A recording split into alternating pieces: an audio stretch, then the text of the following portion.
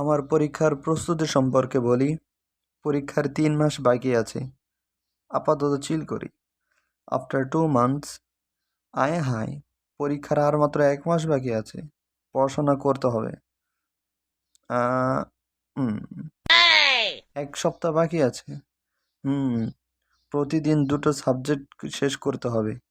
কাল সকাল থেকে পড়াশোনা শুরু করব। এখন আপাতত মোবাইলে কাজ করি। আমি খুবই ব্যস্ত মানুষ, সময় নষ্ট করা যাবে না। আপনারা জীবনে সফল হতে হলে আমার বিপরীত কাজ করুন। ওকে, তো পরের দিন। আরে বাপরে, এত পড়া! আচ্ছা, বাংলা সাহিত্যের গল্প দিয়ে পড়া শুরু করি। একটা গল্প পড়া শেষ হলো। ওহ, আমি কত পরিশ্রমী ছাত্র! গর্বে বুক ফুলে ওঠে। একটু রেস্ট করে নি।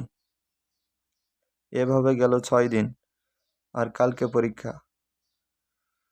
আহ, সরকার আমাদের উপরে এত পড়ার বোঝা চাপিয়ে দিয়েছে। স্যার ঠিক মতো পড়ায় না। যাক, এসব কথা এগুলো এখন বললে লাভ নেই। পরীক্ষার পরে পড়া যাবে। এখন আপাতত বিনোদন নেওয়া যাক।